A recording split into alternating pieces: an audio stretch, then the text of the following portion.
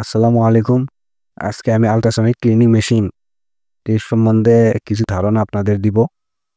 এই মেশিনটির ধারণ ক্ষমতা ১৭০ লিটার পানি বহন করে থাকে। এই মেশিনে কিছু ফিচার আছে।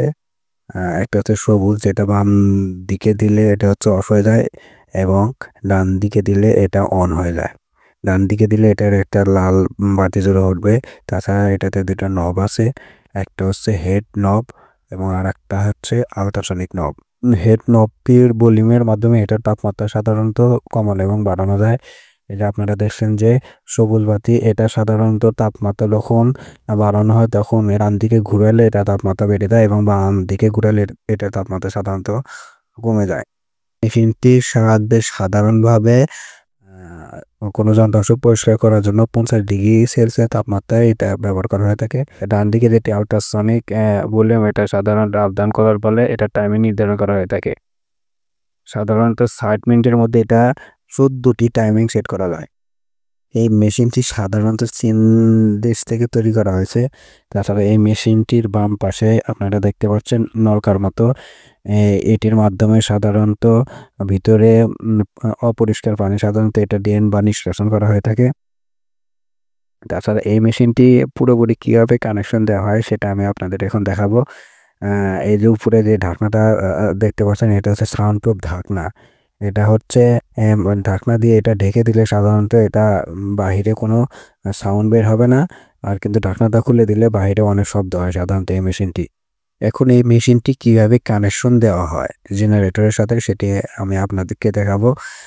তার আগে আমি আপনাদেরকে একটা জিনিস দেখাতে চাচ্ছি। এই মেশিনের একদম নিচের কর্নারে ৩টি তার দেখা যাচ্ছে। এটা হচ্ছে প্রথমটি হচ্ছে লোড 40 অর্থাৎ ৪৪ ভোল্টেজের তার। সাধারণত মেইন লাইন থেকে এখানে আনা হয়েছে। তারপরে হচ্ছে দ্বিতীয় তারটি হচ্ছে ২২০ ভোল্টেজের। এটি সাধারণত এই মেইন মেশিন থেকে এটি জেনারেটরে বিদ্যুৎ সংযোগ দিয়ে থাকে এবং তৃতীয় তারটি হচ্ছে একদম চিকন তার। এটা হচ্ছে সেন্সর কেবল হিসেবে ব্যবহার করা হয়ে থাকে। এখন আমি জেনারেটরের পিছনের অংশ দেখাবো। এই পিছনের অংশের দ্বিতীয় তারটিতে নীল এবং লাল রঙের তার সাধারণত পজিটিভ হয়ে থাকে এবং নীল রঙের তার সাধারণত নেগেটিভ হয়ে থাকে।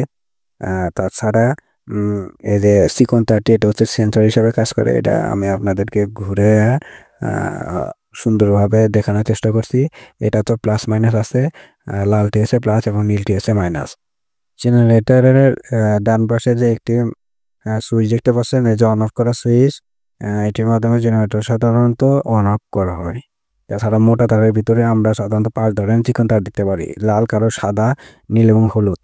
লাল, কালো, সাদা এই 3টি সাধারণত উপরে 3টা পাতে লাগানো হয় এবং নীল তারটি সাধারণত নিউট্রাল হিসেবে নিচের পাতে লাগানো হয় এবং হচ্ছে হলুদ তারটি সাধারণত আর্থিং বা গ্রাউন্ড হিসেবে ব্যবহার করা হয়ে থাকে। এখন আমি আপনাদেরকে জেনারেটরের সামনের অংশ অর্থাৎ ফিচারের অংশ দেখাবো।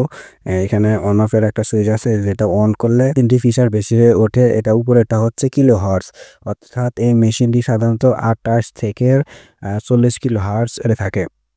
তাছাড়া নিচের একটা আপনি দেখতে পাচ্ছেন অ্যালার্ট অপশনটি। এতে সাধারণত মেশিনে যদি কোনো ধরনের ত্রুটি দেখা যায় বা স্কুলিং বা নিয়ম বহির্ভূত কোনো কাজ দেখা যায় তাহলে এটি অ্যালার্ট করে দিবে। এজন্য অ্যালার্ট অপশন।